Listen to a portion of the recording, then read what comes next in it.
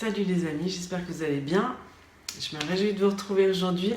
Et aujourd'hui, j'aimerais vous parler un peu de comment je fais de la prévention avec mes 6 garçons par rapport à tout ce qui est l'impureté sexuelle, la pornographie, tous ces trucs-là, les abus, etc. C'est un grand sujet, mais j'aimerais juste vous dire que ça commence en fait très tôt et que ça s'apprend. C'est quelque chose qui s'apprend, la pudeur, le respect des parties intimes, la conscience de son être, la conscience des frontières qui doivent être respectées autour de soi. Et ben ça commence dès la naissance, on va dire. Et c'est le regard qu'on pose en fait sur notre enfant qui va déterminer ce qu'il pense de lui. Donc ça commence par la mère qui a un rôle fondamental en fait dès la naissance de l'enfant. Et puis on va dire dans les 4 premières années, c'est là où l'enfant il acquiert la sécurité, l'acceptation, l'amour, toutes ces choses-là. Alors bien sûr que le père intervient dans ce rôle-là, mais au début de la vie, c'est surtout la mère qui a un impact. Et puis on va dire que c'est souvent la mère qui prend soin des enfants dans le toilettage, dans l'échange, etc. Donc la mère, elle a un rôle assez fondamental à jouer dans ce qui est toute la pudeur et puis le respect des parties intimes, de soi-même, des autres, etc. La mère est aussi celle qui normalement passe le plus de temps avec les enfants. Et puis c'est vrai que c'est en passant du temps avec ses enfants qu'on est capable de les enseigner. Parce qu'en fait c'est comme Jésus avec ses disciples, c'est sur la marche, à travers les expériences qu'on vit, qu'on enseigne les enfants. C'est pas le soir de 7 à 8 heures du soir qu'on est capable de les enseigner sur les choses de la vie. C'est vraiment en marchant à leur côté. Donc déjà, passez du temps avec vos enfants. Ensuite, apprenez-leur la pudeur quand vous êtes en train de les changer, même quand ils sont tout bébés. Vous savez qu'un enfant, il comprend absolument tout, même dans le ventre de sa mère. Donc ça, c'est important de savoir. Et puis ensuite, quand on les change, quand on les douche, on leur dit que leur partie intime, c'est précieux, que ça doit rester caché, gardé pour la femme, le mari ou l'intimité qui va venir après.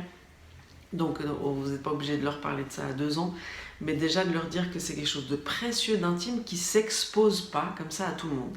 Parce que naturellement, les enfants, ils vont être un petit peu genre, regardez-moi.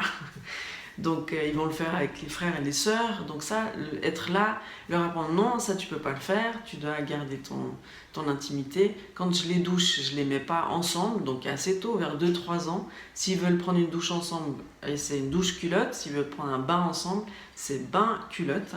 Et puis ça, ils le savent. Puis après, quand ils se changent, je les isole l'un et l'autre. Et puis aussi quand j'ai des invités qui viennent à la maison, des enfants, et on en a toujours beaucoup qui viennent chez nous, je garde toujours un espace d'intimité, que ce soit dans la salle de bain ou dans une pièce à part, pour qu'ils puissent se changer tranquillement sans être perturbés. Et aussi c'est non seulement entre eux, mais c'est le regard que moi, mère ou le père, porte sur les enfants. Vous savez que moi j'entends toutes sortes d'histoires parce que je vois les gens en entretien, donc ils me racontent leur vie et je fais vite des conclusions sur voilà, de faire ça, ça engendre ça et ça et ça. Et oui, c'est ça, la psychologie, ou l'aide pastorale. Les psychologues ont remplacé les pasteurs, mais les pasteurs doivent reprendre leur rôle et doivent savoir de quoi on parle et quelles réponses à apporter aux problématiques de ce monde, que ce soit pour les couples, que ce soit pour l'homosexualité et l'avortement. Ils doivent être plus que formés parce que c'est eux qui ont les réponses pour aujourd'hui. Donc, c'est important pour les enfants de savoir qu'il y a des frontières à respecter. Et puis nous, en tant que parents, on va les laisser tranquilles se changer, on va respecter leur sphère d'intimité. On ne va pas regarder quand ils changent, on va dire non, je te laisse te changer, pas de souci. Et on leur apprend ces choses-là, donc on les coach sur le chemin. Et puis ensuite, pour des adolescents en cours de route, donc moi, mon mari, il s'occupe de traiter des questions comme c'est des garçons, par exemple au niveau de la masturbation, donc il leur pose des questions, il respecte toujours leur intimité, mais il garde la relation pour leur en parler, il partage ces choses avec eux. Et c'est toujours une sphère, une ligne fine entre leur proposer de l'aide, puis parler des choses qu'on doit aborder, et puis garder leur sphère d'intimité, et puis respecter leur liberté. Ça, c'est une fine ligne. Donc, vous pouvez marcher avec Jésus sur cette fine ligne pour vos enfants. C'est très important. Si ce n'est pas vous qui leur parlez de sexualité, donc d'abord, on est d'accord, on parle d'intimité, puis de respect des parties intimes. Donc, c'est quelque chose qui évolue avec l'âge. Et les mots évoluent aussi. Mais si nous, on ne leur parle pas de ces choses-là, c'est le monde qui va leur en parler. Et donc, en résumé, c'est la pornographie qui va leur en parler. Et ils vont avoir une image complètement pervertie de ce qu'est la sexualité, une image complètement erronée de ce qu'est la femme, parce que la pornographie, en gros, ça sépare l'homme de la femme, et ça fait croire à l'homme que la femme n'est qu'un objet sexuel, et ça fait croire à la femme qu'elle doit, pour être acceptée, se conformer à ce modèle. Donc, imaginez, est-ce que vous voulez ça pour vos enfants ? Sinon, investissez ce rôle, osez parler des choses que peut-être on vous a jamais parlé. Moi, je sais que c'est très difficile pour une mère qui n'a pas été éduquée dans ce contexte de liberté, de parler des règles, de parler des choses comme ça. Moi, quand je parle à mes enfants, quand ils me posent la question, ça veut dire qu'ils sont prêts quand ils posent la question en général, et je leur parle des règles des femmes, vous ne vous rendez pas compte l'impact que ça a sur eux, dans le sens... comme ils me remercient. Je vois dans leurs yeux, ah maman, merci de m'avoir parlé de ça.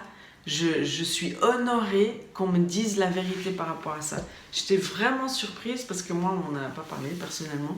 Donc, j'ai dû recevoir une portion de Dieu pour être capable de le faire.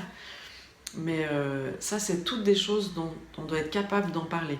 Donc si ça vous semble bizarre, si vous n'êtes pas capable d'en parler parce qu'on ne vous a pas donné, donc vous n'êtes pas capable de donner ce qu'on ne vous a pas donné à vous-même, ben cherchez déjà la face de Dieu par rapport à ça, et puis cherchez de l'aide pour que ce cercle vicieux ne se répète pas, et que vous soyez vous capable d'en parler, de libérer vos enfants dans ces domaines-là qui sont juste fondamentaux. Donc comment je fais la prévention par rapport à la pornographie avec mes fistons ?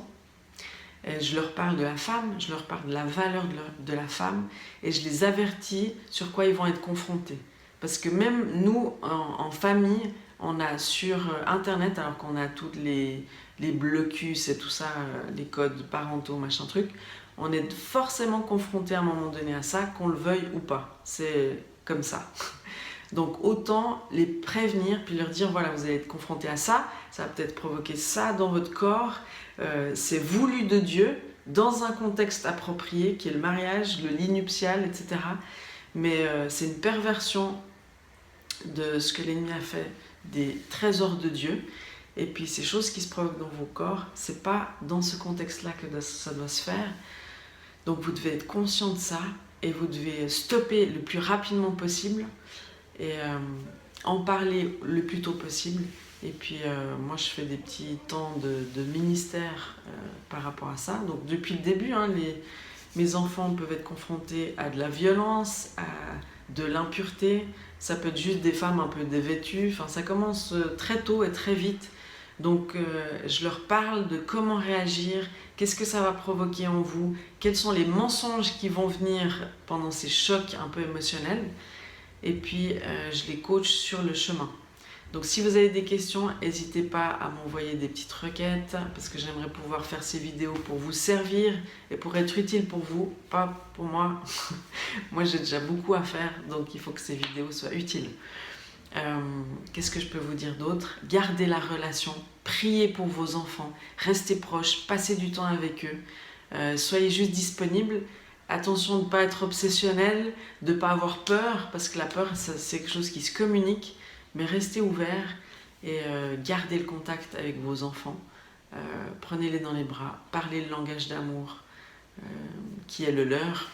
Et puis moi, je fais aussi des petites mises en situation, c'est comme des petites pièces de théâtre qui leur apprend à s'affirmer et à dire non. Ça, c'est très important de savoir dire non. Donc on faisait ça avec, genre on te propose une clope, comment tu vas réagir ? Donc je fais des petites mises en scène qui sont fun et puis rigolotes, mais en même temps qui les apprend concrètement à résister et puis à s'affirmer. Et en psychologie, on le sait qu'une fois qu'ils s'affirment corporellement et verbalement dans une situation, même si elle est créée de toutes pièces, ils sauront le faire une fois que ça vient. Donc ça, c'est comment je réagis quand on me montre de la pornographie sur un téléphone, un ordinateur, n'importe quoi. Comment je réagis, quelle réponse je donne, comment je me positionne, comment je garde mes frontières. Donc ça se travaille sur le chemin et ça commence très tôt dans l'éducation. Voilà, je vous bénis à fond, courage. Si vous n'avez pas fait ces choses jusqu'à présent, c'est pas trop tard, vous pouvez toujours regagner. Rappelez-vous que Jésus, c'est le Dieu de la rédemption et qu'il est capable de tout transformer n'importe quand. Donc soyez bénis et bonne journée. Bye bye.